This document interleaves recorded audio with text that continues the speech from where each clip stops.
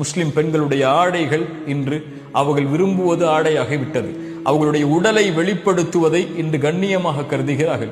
அல்லாஹ் அனுமதித்த, அல்லாஹ் அவர்களுக்கு கண்ணியமாக கூறிய ஹிஜாபை அணிவதையெல்லாம் அவர்கள் இன்று இழிவாக பார்த்து விட்டார்கள். ஒரே ஒரு செய்திதான், அறிவுரையாக அல்ல, சிந்தனைக்காக. சமூகத்துடைய ஆண்களும் பெண்களும், நானும் நீங்களும் இந்த செய்தியை கொஞ்சம் சிந்தியுங்கள். அப்துல்லா இப்னு அப்பாஸ் ரலியல்லாஹு அன்ஹு அவர்கள் சொன்னார்கள், தன் தோழரை பார்த்து, சொர்க்கத்தின் பெண்ணை உனக்கு அறிவிக்கவா என்று.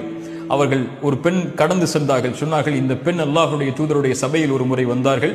வந்து சொன்னார்கள், யா ரசூலல்லாஹ், எனக்கு நோய் வலிப்பு இருக்கிறது.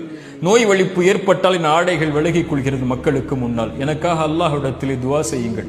அல்லாஹுடைய தூதர் சொன்னார்கள், பெண்ணே, இதற்காக அல்லாஹ்விடத்திலே துஆ செய்கிறேன். அல்லாஹ் அந்த நோயை நீக்கி விடுவான். ஆனால் பொறுமையை கடைபிடித்தால் அல்லாஹ் உனக்கு சொர்க்கத்தை கொடுப்பான், தேர்ந்தெடு.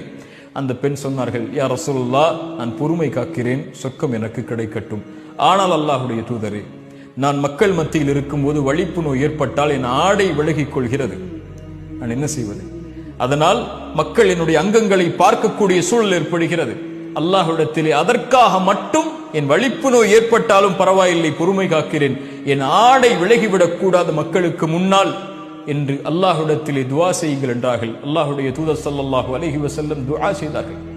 சுப்ஹானல்லாஹ், அல்லாஹுடைய தூதர் அந்த பெண்ணை சொர்க்கத்தின் பெண் என்று நபித்தோழர்களுக்கு அறிமுகப்படுத்தினார்கள். அல்லாஹு அக்பர். யோசித்து பாருங்கள் கண்ணியத்துக்குரிய நண்பு சகோதர சகோதரிகளே, ஹிஜாபை நீக்கி வாழக்கூடிய பெண்களே, அல்லாஹ் அலங்கரித்த, அல்லாஹ் அழகாக்கிய உங்களுடைய உடலை உங்களுக்கு தகுதியான ஆண்களுக்கு மட்டும் வெளிப்படுத்துவதிலிருந்து விலகி இருக்கக்கூடிய பெண்கள் இந்த செய்தியை சிந்தித்து பார்க்கட்டும். அல்லாஹ் வெட்க குணத்தை நேசிக்கிறான். செயலில், சிந்தனையில், சொல்லில், நம்முடைய வாழ்வில் எந்த அங்கத்திலும் இந்த வெட்க குணம் நிறைந்திருந்தால் அல்லாஹ் ரப்புல் ஆலமீன் அந்த செயலை அங்கீகரிக்கிறான். அல்லாஹ் அந்த செயல் உடையவர்களை நேசிக்கிறான்.